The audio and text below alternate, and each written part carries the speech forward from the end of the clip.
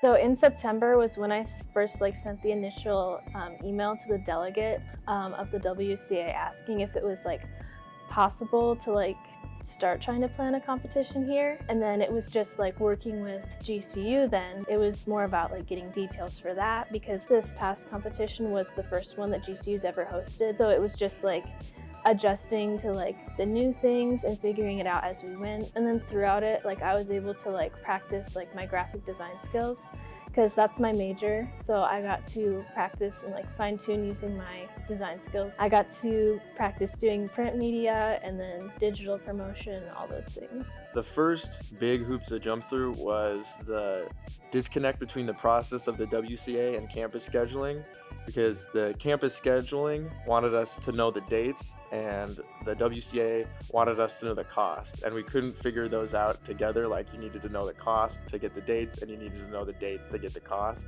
And so that was a little backwards, but once we got that all figured out, it went smooth. We started looking into this November of 2024 is when we started looking into it, trying to get the process all sorted out with the emailing the delegate and whatnot. And we got the official confirmation January. They said, you guys are going to be doing this. After the event, it was just really cool that it got to happen at GCU. And then the GCU organizers said, you guys are great. We want to have you guys back for more. It was good. It was definitely cool to have a competition in the same campus that I'm living on. In a way, it was like a home field advantage, just being familiar with the area.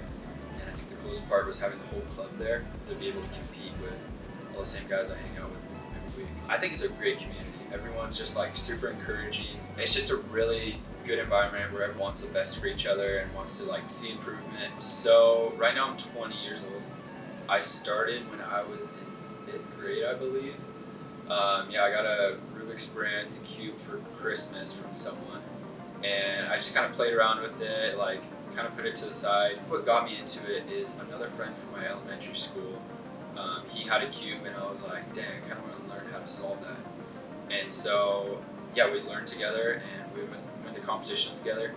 And I feel like that's really what helped me maintain this hobby for as long as I have, is just having someone else who I can kind of learn with, share experiences with. I went to my first competition in January of 2018, and that was super fun. I think just after that first competition, I was like, dang, I really want to improve on these things. I set some goals, and I worked hard to achieve those goals, and so I've done I think 15 or 16 competitions since then. I think definitely my favorite part about cubing is the competing part. I think just being able to not only compete with others, but compete with yourself and keep track of how much you've improved over the years.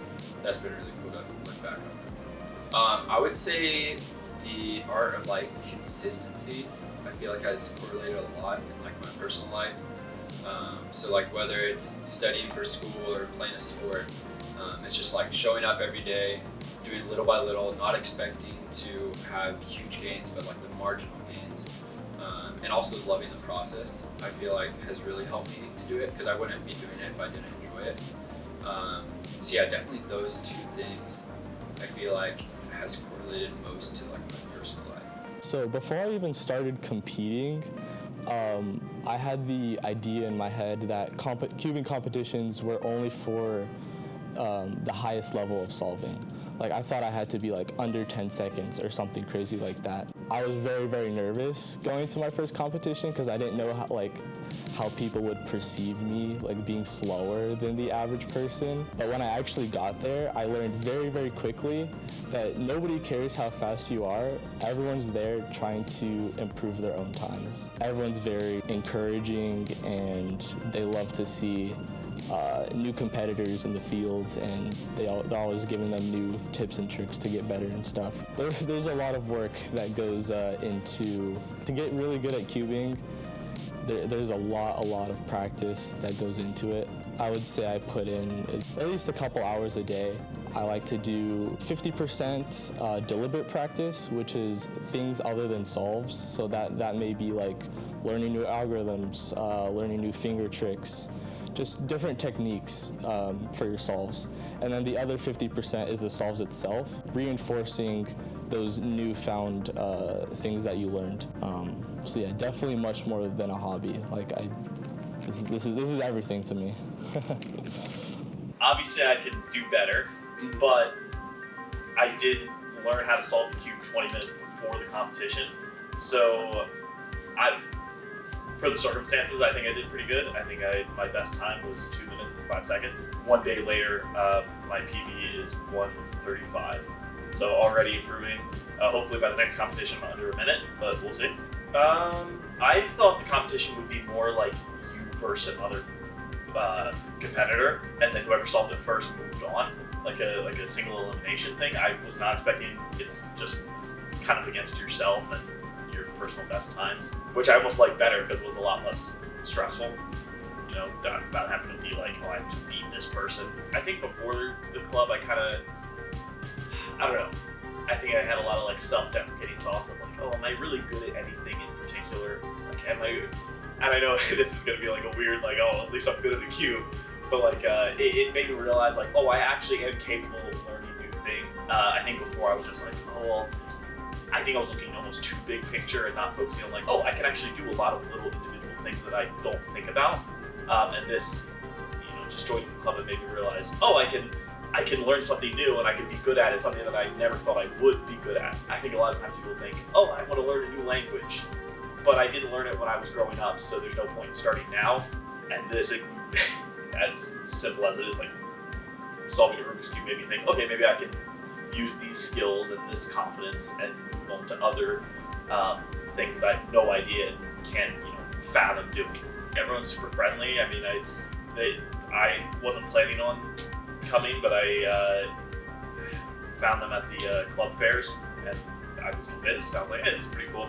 I showed up, and within one club meeting, I had already got my own cube because I was like, I want to commit to this.